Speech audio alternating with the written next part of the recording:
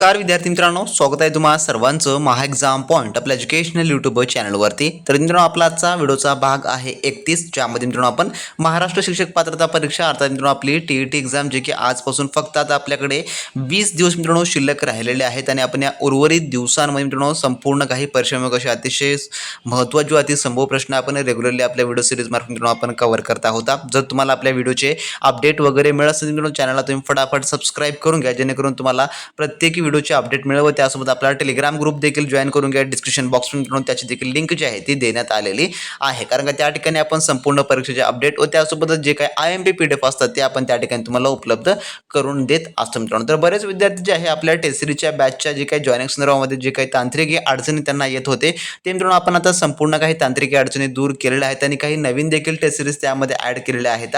तर ज्या विद्यार्थ्यांनी जॉईन केलं नाही, ज्यांचा अभ्यास झाला नाही, अशा विद्यार्थ्यांनी 100% आपली मित्रांनो टेस्ट सिरीजची बॅच इनरोल करून घ्या, कारण का त्यामध्ये संपूर्ण काही परीक्षेचे IMP क्वेश्चन आपण त्यामध्ये तुम्हाला कव्हर करून दिलेलं आहे. तर आज आपल्या व्हिडिओच्या भाग 31 मध्ये आपण बाल मानसशास्त्र व अध्यापनशास्त्र या विषयावरील काही IMP क्वेश्चन आपण पाहणार आहोत. तर काळजीपूर्वक यामधला प्रश्न पहा मित्रांनो शेवटपर्यंत प्रत्येकी, कारण का प्रत्येक प्रश्न हा परीक्षा दृष्टिकोनातून IMP आहे. तर प्रश्न क्रमांक पहिला या ठिकाणी काय म्हणतो पहा, जो की या ठिकाणी जीन पियाजे यांच्या संज्ञात्मक विकास सिद्धांतात जे काही हॉरिझॉन्टल डिक्लेग आहे ही संकल्पना काय दर्शवते या ठिकाणी. तर याचे उत्तर आहे ते आहे ऑप्शन नंबर पर्यायचं, जे की ब. काय दर्शवते तर एकाच अवस्थेतील बालक एकाच प्रकारचा संज्ञात्मक नियम जे की वेगवेगळ्या वस्तूंसाठी वेगवेगळ्या वयामध्ये शिकवतो, हे जे आहे थोडक्यामध्ये जे की ही संकल्पना हे जे आहे ते दर्शवते. म्हणजेच काय तर पियाजे यांच्या मते बालकांच्या विकासाच्या एकाच टप्प्यामध्ये, उदाहरणामध्ये जे काय आपण मूर्त क्रियात्मक अवस्था असं म्हणतो, असतानाही बालक एकाच प्रकारच्या संकल्पनात्मक नियम सर्व गोष्टींना एकाच वेळी लागू करू शकत नाही. उदाहरणामध्ये सांगायचं झालं तर मूल आधी जे आहे वस्तूच्या वस्तुमानाचे संवर्धन शिकते, त्यानंतर काही काळाने वजनाचे आणि शेवटी आकारमानाचे संवर्धन शिकते. म्हणजे काय तर विकासातील या कालखंडाला जे आहे थोडक्यामध्ये जे की या कालखंडाच्या अंतराला हॉरिझॉन्टल डिक्लाइन असं जे आहे ते म्हटलं जातं. म्हणून पर्याय नंबर याचं ब या ठिकाणी जे की उत्तर जे आहे ते होणारं असेल. त्यानंतरचा प्रश्न दुसरा असा काय म्हणतो पहा, लेव वँगोस्की यांच्या मते विचार आणि भाषा यांच्यातील विकासात्मक संबंध कसा असतो या ठिकाणी हे प्रश्न आहे. तर याचं उत्तर आहे पर्याय नंबर ब, जे की सुरुवातीला विचार आणि भाषा स्वतंत्र असतात आणि नंतर ते एकमेकात मिसळून एकरूप होतात. त्याचं स्पष्टीकरण तुम्हाला सांगायचं झालं तर वायगोत्स्की यांच्या सिद्धांतानुसार जन्माच्या वेळी आणि सुरुवातीच्या काळात विचार आणि भाषा हे दोन स्वतंत्र मार्ग असतात. वयाच्या साधारण 3 वर्षानंतर हे दोन्ही मात्र एकत्र येतात, ज्यामुळे बालकांमध्ये इनर स्पीच, ज्याला आपण अंतर्गत भाषा असं म्हणतो, जे की विकसित होते आणि भाषा ही त्याच्या विचारांचे मुख्य साधन जे आहे ते बनते. ह्याहून हे स्पष्ट होते मित्रांनो. त्यानंतरचा प्रश्न तिसरा असा आहे काय म्हणतो पहा, कोहलबर्ग यांच्या नैतिक विकासाच्या good boy nice girl orientation जे की स्टेज 3 मध्ये बालकाचे वर्तन कशाने मार्गदर्शित होते या ठिकाणचा प्रश्न आहे. तर याचं उत्तर आहे पर्याय नंबर ब, जे की समाजातील इतर व्यक्तींच्या नजरेत आपण चांगले दिसावे आणि त्यांच्याकडून मंजुरी मिळावी या इच्छेने हे जे आहे थोडक्यामध्ये जे की मार्गदर्शित होते. तर कोहलबर्ग यांच्या नैतिक विकासाच्या दुसऱ्या पातळीतील हा तिसरा टप्पा आहे. या टप्प्यावर मुले कौटुंबिक आणि सामाजिक अपेक्षा पूर्ण करण्याचा प्रयत्न करतात. इतर लोकांनी आपल्याला चांगला मुलगा किंवा चांगली मुलगी म्हणावे आणि आपल्याला मान्यता द्यावी या विचाराने त्यांचे वर्तन जे की ठरते. म्हणून पर्याय नंबर ब उत्तर होईल. त्यानंतरचा प्रश्न आपला चौथा, लेटंट लर्निंग ही संकल्पना खालीलपैकी कोणत्या मानसशास्त्राने आपल्या प्रयोगाद्वारे सिद्ध केलेली आहे. तर याचं उत्तर आहे पर्याय नंबर जे की अ, एडवर्ड टोलमन यांनी जे थोडक्यामध्ये सिद्ध केलेली आहे. तर एडवर्ड टोलमन यांनी उंदरावर प्रयोग करून जे काही सुरुवातीला सुप्त अध्ययन सिद्धांत ही जी की सिद्ध केलेलं आहे, अध्ययन हे सिद्ध केलेलं आहे. त्यांच्या मते प्राणी किंवा व्यक्ती कोणत्याही प्रत्यक्ष प्रलोभनाशिवाय किंवा बक्षिसाशिवाय देखील बरेच काही शिकत असतात, परंतु जोपर्यंत गरज किंवा बक्षीस मिळत नाही तोपर्यंत ते हे अध्ययन वर्तनातून प्रकट जे की करत नाहीत, हे जे आहे त्यांच्यामध्ये जे की सिद्ध केलेलं आहे. त्यानंतरचा प्रश्न पाचवा, एक्झिक्युटिव्ह फंक्शनिंग डिफिक्ट्स हे प्रामुख्याने खालीलपैकी कोणत्या बालकाचं वैशिष्ट्य असू शकते? तर याचं उत्तर आहे पर्याय नंबर ब, जे की ADHD, ज्याला आपण अवधान अति चंचलित विकार असं जे म्हणतो, जे की हे असलेले बालक ह्याला जे वैशिष्ट्य असू शकते. सांगायचं झालं तर कार्यकारी कार्यक्षमता म्हणजे नियोजन करणे, लक्ष केंद्रित करणे, आवेग नियंत्रण करणे आणि स्मृतीचा योग्य वापर करणे, जे की ADHD असलेल्या बालकांमध्ये या मेंदूचे नियंत्रण क्षमतेत त्रुटी आढळतात, ज्यामुळे ते एका जागी स्थिर राहू शकत नाहीत किंवा लक्ष केंद्रित करू शकत नाहीत, ही त्यांची समस्या असते. त्यानंतरचा 6वा प्रश्न, सिगमंड फ्रॉइड यांच्या मते सुप्त मनातील दडपलेल्या तीव्र भावना किंवा वासना कला, साहित्य किंवा खेळ यासारख्या सामाजिकदृष्ट्या स्वीकार्य आणि उच्च मार्गाकडे वळवण्याच्या संरक्षण यंत्रणेला काय म्हणतात? तर याचं उत्तर आहे पर्याय नंबर ब, त्याला जे आहे सुब्लिमेशन असं म्हणतात, त्याला उदातीकरण असं आपण थोडक्यामध्ये मराठीत म्हणतो. पर्याय नंबर ब उत्तर होईल. त्यानंतर प्रश्न 7वा, हार्वर्ड गार्डनर यांच्या बहुविध बुद्धिमत्ता सिद्धांतानुसार उत्कृष्ट नृत्य दिग्दर्शक किंवा शल्य चिकित्सक आणि खेळाडू यांच्याकडे खालीलपैकी कोणती बुद्धिमत्ता जी की सर्वोच्च असते त्यांच्या मते गार्डनरच्या? तर याचं उत्तर आहे पर्याय नंबर, जे की या ठिकाणी ब, जे की बॉडली किनेस्टिक्स इंटेलिजन्सी यांच्याकडे जे थोडक्यामध्ये असते, जे की शरीराच्या हालचालीवर उत्कृष्ट नियंत्रण ठेवण्याची आणि वस्तूंच्या कौशल्याने वापर करण्याची क्षमता म्हणजे शारीरिक गत्यात्मक बुद्धिमत्ता असं जे थोडक्यामध्ये याचा अर्थ होतो. त्यानंतरचा प्रश्न आपला 8वा, कॉग्निटिव्ह लोड थेअरी नुसार वर्गात शिकवताना शिक्षकाने खालीलपैकी कोणत्या गोष्टी टाळल्या पाहिजे? तर याचं उत्तर आहे पर्याय नंबर ब, विद्यार्थ्यांच्या कार्यरत स्मृतीवर एकाच वेळी अनेक अनावश्यक माहितीचा भिडामार करणे ह्या ज्या थोडक्यामध्ये यावर जे आहे टाळणं आवश्यक आहे. त्यानंतर 9वा प्रश्न, ॲलन PVO यांच्या ड्युअल कोडिंग थेअरीच्या अध्यापनात वापर करताना काय केले जाते?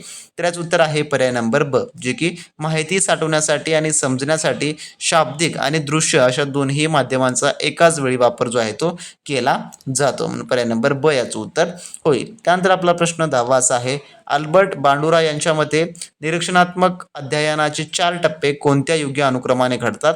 तर जे की अल्बर्ट बांडुरा यांच्या मते तर याचं उत्तर आहे पर्याय नंबर ब, जे की अटेन्शन, रिटेन्शन्स, प्रोडक्शन्स आणि मोटिवेशन हे जे थोडक्यामध्ये जे की घडतात. सांगायचं झालं तर अटेन्शन म्हणजे काय, तर लक्षदान किंवा लक्ष वेधणे किंवा लक्ष देणे असा याचा अर्थ होतो. त्यानंतर रिटेन्शन म्हणजे स्मरण किंवा धारणा, ते वर्तन स्मृतीत साठवले जाते यामुळे. त्यानंतर प्रोडक्शन्स म्हणजे काय, तर साठवलेले वर्तन स्वतः करून पाहिलं जातं, त्याला प्रोडक्शन असं म्हटलं जातं. त्यानंतर मोटिवेशन्स म्हणजे काय, जर त्या वर्तनाला प्रोत्साहन मिळाले तर ते सर्व वर्तन भविष्यामध्ये जे की कायम ठेवले जाते. हे जे आहेत थोडक्यामध्ये हे 4 टप्पे आहेत. पर्याय नंबर याचं ब या ठिकाणी हे जे की उत्तर जे आहे ते होणारं असेल मित्रांनो. जर मित्रांनो तुम्ही अजूनही TET एक्झामच्या परिपूर्ण A to Z तयारीसाठी आपली असलेली स्पेशली टेस्ट सिरीजची बॅच जर मित्रांनो तुम्ही एनरोल केला नसाल तर वेळ न वाया घालवता लगेच मित्रांनो व्हिडिओ डिस्क्रिप्शन बॉक्समध्ये आपल्या ऑफिशियली ॲपची मित्रांनो लिंक दिली आहे, त्यामधून तुम्ही मित्रांनो आपली संपूर्ण काही स्पेशली TET एक्झाम 2026 साठी असलेली टेस्ट सिरीज बॅच मित्रांनो एनरोल करू शकता, ज्यामुळे तुम्हाला परिपूर्ण मित्रांनो A to Z तयारी आपण करून घेतलेली आहे, ज्यामुळे तुम्हाला मार्केटमधलं कोणतंही महागडं कोर्स जॉईन करण्याची गरज पडणार नसेल किंवा मित्रांनो तुम्हाला महागडे बुक्स देखील घेण्याची गरज पडणारी नसेल. यामध्ये तुम्हाला परिपूर्ण नवीनतम आपल्या TET अभ्यासक्रमावर आधारित सर्व टेस्ट मिळणार असतील. त्यामुळे तुम्हाला जो पेपर फॉर्मॅट आहे फुल लेंथ टेस्टचा, ज्यामध्ये तुम्हाला 150 प्रश्न 150 गुणाची परिपूर्ण आपण त्या ठिकाणी तयारी करून घेणार आहोत, ज्यामध्ये तुम्हाला लेवल वाईज व टॉपिक वाईज संपूर्ण सराव चाचण्या आपण उपलब्ध करून दिल्या आहेत. अचूक उत्तर पत्रिका व सर्व काय आपण त्यामध्ये स्पष्टीकरण तुम्हाला ऍड करून दिलेलं आहे. त्यासोबतच टाइम मॅनेजमेंट अँड ॲक्युरसी ज्यासाठी देखील तुम्हाला परिपूर्ण यामध्ये मदत होणारी आहे. तर परीक्षेपूर्वी जर तुम्हाला आत्मविश्वास वाढवायचा असेल आणि जर तुम्हाला 2025च्या एक्झाम मध्ये काही कमी गुणामुळे तुमचा जर मित्रांनो चान्स हुकला असेल तर मित्रांनो यावेळेची तुमची तयारी ही परफेक्ट असणं अतिशय इम्पॉर्टंट आहे. त्यामुळे तुमच्यासाठी आपण ही टेस्ट सिरीजची बॅच रिलीज केलेली आहे. तर ही टेस्ट सिरीज बॅच कोणाकोणासाठी उपयुक्त आहे, तर TETच्या संपूर्ण जे फ्रेशर असतील किंवा ज्यांनी रिसेंटली एक्झाम दिला असेल अशा दोन्ही विद्यार्थ्यांकरता मित्रांनो ही बॅच उपयुक्त आहे. यामध्ये तुम्हाला संपूर्ण काही PYQचे जेवढे काही रिपीट झालेले क्वेश्चन आहेत ते देखील आपण ऍड करून दिलेलं आहे. तर ज्यांना ही प्रथम प्रयत्नामध्ये चांगल्या प्रकारे परीक्षा उत्तीर्ण करायची आहे त्यांनी वेळ न वाया घालवता लगेच व्हिडिओ डिस्क्रिप्शन बॉक्समध्ये आपल्या ऑफिशियल ॲपची लिंक दिलेली आहे, त्यावर तुम्ही क्लिक करा. त्यातून मित्रांनो आपली स्पेशल ही टेस्ट सिरीजची बॅच मित्रांनो एनरोल करून घ्या आणि चांगल्या उत्तम तयारीला लागा मित्रांनो. तर ज्या कोणी विद्यार्थी मित्रांनी अजूनही आपली स्पेशली टेस्ट सिरीजची बॅच एनरोल केलं नसेल त्या विद्यार्थ्यांनी लगेचच्या लगेच मित्रांनो डिस्क्रिप्शन बॉक्समध्ये आपल्या ऑफिशियल ॲपची लिंक दिली आहे, त्यामध्ये जाऊन संपूर्ण काय आपली सविस्तर टेस्ट सिरीजची बॅच एनरोल करून घ्या.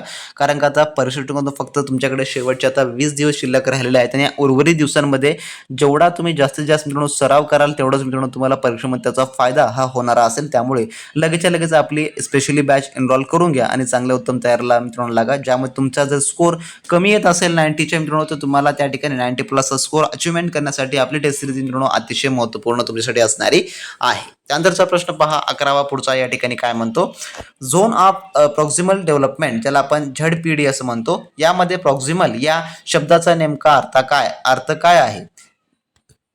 तर याचं उत्तर आहे पर्याय नंबर ब, जे की बालकांच्या सध्या क्षमतेच्या अगदी जवळ असणारी पण मदतीशिवाय साध्य न होणारी विकासाची पुढील पायरी होय. त्यानंतरचा प्रश्न 12वा क्रिटेरियन्स रेफरन्स टेस्ट ज्याला आपण निकष संदर्भित टेस्ट किंवा चाचणी असं म्हणतो, याचं मुख्य उद्दिष्ट काय असतं. तर याचं उत्तर जे आहे ते आहे पर्याय नंबर ब, जे की विद्यार्थ्यांना एखाद्या विशिष्ट कौशल्यात किंवा उद्दिष्टात किती प्रावीण्य मिळवलेले आहे हे तपासणं यामध्ये असतं. त्यानंतर प्रश्न 13वा जीन पियाजे यांच्या मते पूर्व क्रियात्मक अवस्थेतील मुलांमध्ये आढळणारा ॲनिमिझम ज्याला आपण सजीव भ्रम असं म्हणतो, जे की त्याला काय म्हटलं जाते किंवा म्हणजे काय. तर याचं उत्तर आहे पर्याय नंबर, जे की या ठिकाणी ब, निर्जीव वस्तूंना सजीव समजणे आणि त्यांना भावना असतात असे मानणे हे जे आहे याच्यामध्ये थोडक्यामध्ये असतं. त्यानंतरचा प्रश्न आपला पुढचा 14 असा आहे, झायगार्निक प्रभाव या स्मृतीशी संबंधित नियमानुसार मानवी मेंदूला कोणत्या गोष्टी जास्त काळ लक्षात राहतात. तर याचं उत्तर आहे पर्याय नंबर ब, जे की ज्या गोष्टी अपूर्ण राहिल्या आहेत किंवा अर्धवट सोडल्या आहेत त्या ज्या आहेत थोडक्यामध्ये लक्षात राहतात. त्यानंतरचा प्रश्न 15वा एरिक एरिक्सन्स यांच्या सिद्धांतानुसार जनरेटिव्हिटी वर्सेस स्टॅग्नेशन्स म्हणजे की उत्पादकता विरुद्ध स्थिरता हा मनोसामाजिक संघर्ष माणसाच्या आयुष्यातील कोणत्या टप्प्यामध्ये येतो. तर याचं उत्तर आहे पर्याय नंबर क, जे की मध्य प्रौढ अवस्था यामध्ये थोडक्यामध्ये हा जो आहे तो येतो. त्यानंतरचा प्रश्न 16वा शिक्षकाने वर्गात एक नवीन कठीण धडा शिकवण्यापूर्वी विद्यार्थ्यांना KWL चार्ट भरण्यास दिला. येथे KWL चा अचूक विस्तार काय. तर या ठिकाणी फुल फॉर्म सांगायचा आहे KWL चा. तर याचं उत्तर आहे पर्याय नंबर, जे की ब, what I know, what I want to know, what I learn असा जर थोडक्यामध्ये याचा अर्थ होतो, जे की पर्याय नंबर ब याचं उत्तर होणार असेल. त्यानंतरचा प्रश्न 17वा असा आहे, स्टेरिओटाइप थ्रीट या संकल्पनेचा विद्यार्थ्यांच्या कामगिरीवर काय परिणाम होतो. तर याचं उत्तर आहे पर्याय नंबर ब, जे की आपल्या सामाजिक किंवा लैंगिक गटाबद्दल असलेल्या नकारात्मक समजुतीमुळे विद्यार्थ्यांमध्ये अनाठायी दडपण निर्माण होते आणि त्यांची प्रत्यक्ष जे की कामगिरी खालवते हे जे थोडक्यामध्ये होतं. त्यानंतरचा प्रश्न 18वा असा आहे, युरी ब्रोन फेन ब्रेनर यांच्या सिद्धांतानुसार बालकाच्या आईवडिलांच्या कामाच्या ठिकाणी होणारे बदल किंवा बालकावर अप्रत्यक्ष प्रभाव टाकतात. हे वातावरण कोणत्या जे की प्रणालीमध्ये मोडते यापैकी. तर याचं उत्तर आहे पर्याय नंबर, जे की या ठिकाणी क, जे की त्याला इक्सोसिस्टम असं जे आहे ते म्हटलं जातं. पर्याय नंबर क याचं उत्तर होणार असेल. त्यानंतरचा प्रश्न 19वा असा आहे, मेटाकॉग्निटिव्ह रेग्युलेशन्स मधील 3 महत्त्वाच्या पायऱ्यांचा योग्य क्रम कोणता आहे. तर याचं उत्तर आहे पर्याय नंबर ब, जे की नियोजन, निरीक्षण आणि मूल्यमापन हे जे थोडक्यामध्ये आहे. त्यानंतरचा पुढील प्रश्न, प्रगतशील शिक्षणात प्रॉब्लेम बेस्ड लर्निंगचा प्राथमिक हेतू काय असतो. तर याचं उत्तर आहे पर्याय नंबर ब, जे की विद्यार्थ्यांमध्ये गंभीर किंवा चिकित्सक विचार आणि समस्या निवारण कौशल्य विकसित करणे हे जे थोडक्यामध्ये असतं. त्यानंतर प्रश्न 21 आपला, स्कॉफोल्डिंग आणि डायरेक्ट इन्स्ट्रक्शन्स या दोन्ही अध्यापन पद्धतीमध्ये मुख्य फरक काय आहे. तर याचं उत्तर जे आहे ते आहे पर्याय नंबर, जे की ब, पहिल्या पद्धतीत विद्यार्थ्यांच्या गरजेनुसार मदत बदलत जाते व हळूहळू कमी होते, तर दुसऱ्या पद्धतीत शिक्षक पूर्ण माहिती स्वतःच एकाच पद्धतीने देतो हे जे आहे थोडक्यामध्ये यामधला फरक आहे. त्यानंतरचा प्रश्न आपला पुढील असा आहे, पिग्मॅलियन प्रभाव ज्याला आपण पिग्मॅलियन इफेक्ट असं देखील म्हणतो, तर नुसार शिक्षकांच्या वर्तनाचा विद्यार्थ्यावर काय परिणाम होतो. जे की शिक्षकांच्या वर्तनाचा. तर याचं उत्तर आहे पर्याय नंबर अ, जे की शिक्षकांच्या उच्च आणि सकारात्मक अपेक्षामुळे विद्यार्थ्यांच्या कामगिरीत लक्षणीय सुधारणा होते. त्यानंतरचा प्रश्न 23 आपला, रोट लर्निंग कडून मिनिंगफुल लर्निंग कडे जाण्यासाठी रचनावादी वर्गात कशाला प्राधान्य दिलं जातं. तर याचं उत्तर आहे पर्याय नंबर ब, संदर्भयुक्त आणि वास्तविक जीवनाशी जोडलेल्या समस्यावर आधारित कृतींना असं जे आहे याचं थोडक्यामध्ये की प्राधान्य दिलं जातं.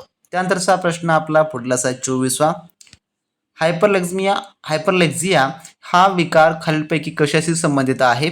तर याचं उत्तर आहे पर्याय नंबर जे की ब, अतिशय लहान वयात अक्षरे किंवा शब्द वाचण्याची तीव्र क्षमता असणे परंतु वाचलेल्या मजकुरांचा अर्थ समजवण्यात कमालीची अडचण असणे, याला जे काय म्हटलं जातं जे की हायपरलेक्सिया असं जे आहे ते म्हटलं जातं. पर्याय नंबर ब याचं उत्तर होणार असेल. त्यानंतर 25वा प्रश्न, बी एफ स्किनर यांच्या सिद्धांतानुसार चा डॅश मुख्य उद्देश काय असतो? तर याचं उत्तर जे आहे ते आहे पर्याय नंबर ब, जे की एखादी अनिष्ट किंवा त्रासदायक परिस्थिती दूर करून अपेक्षित वर्तनाचं वारंवार वाढवणे. त्यानंतरचा प्रश्न 26वा, इंटरलिव्हिंग ही अध्ययनाची आधुनिक पद्धत म्हणजे काय? तर याचं उत्तर आहे पर्याय नंबर ब, अभ्यास करताना वेगवेगळ्या विषयाचे किंवा वेगवेगळ्या प्रकारच्या समस्याचे प्रश्न आलटून पलटून सोडवणे, याला जे आहे जे की इंटरलिव्हिंग ही जी आहे जे की पद्धत म्हटलं जातं. त्यानंतरचा प्रश्न 27वा, कॅरोल ड्विक यांच्या मानसशास्त्रीय सिद्धांतानुसार जो विद्यार्थी अपयशाला घाबरत नाही आणि मी सरावाने माझी बुद्धिमत्ता वाढवू शकतो असा विचार करतो त्याच्याकडे कोणत्या प्रकारची मानसिकता असते, माइंडसेट थोडक्यामध्ये? तर याचं उत्तर आहे पर्याय नंबर ब, जे की ग्रोथ माइंडसेट हे जे आहे त्याच्याकडे असतं. त्यानंतरचा प्रश्न 28वा, सेल्फ रेग्युलेटेड लर्निंग करणाऱ्या विद्यार्थ्याचं प्रमुख लक्षण कोणतं असतं? तर याचं उत्तर आहे ब, जे की तो स्वतःचे ध्येय स्वतः निश्चित करतो, रणनीती ठरवतो आणि स्वतःच्या प्रगतीवर स्वतः लक्ष देखील देतो, हे जे आहे थोडक्यामध्ये आहे. त्यानंतरचा प्रश्न 29वा, राष्ट्रीय शैक्षणिक धोरणानुसार विद्यार्थ्यांचे मूल्यमापन करण्यासाठी पराग या केंद्राची स्थापना सुचवली आहे. तर यातील एच चा अचूक अर्थ काय आहे? तर याचं उत्तर आहे पर्याय नंबर ब, जे त्याला होलिस्टिक डेव्हलपमेंट असं जे आहे ते म्हटलं जातं. तर परागचा जो फुल फॉर्म आहे तो performance assessment review and analysis of knowledge for holistic development असा थोडक्यामध्ये होतो, हे देखील लक्षात ठेवून घ्या. त्यानंतर प्रश्न 30वा आपला विधान ए आहे, यामध्ये विधानावर आधारित विधान ए काय म्हणतं पहा, समावेशक शिक्षणात प्रत्येक मुलाची शिकण्याची गती आणि पद्धत वेगळी असते, कारण शिक्षकांनी स्वीकारलेलं आहे.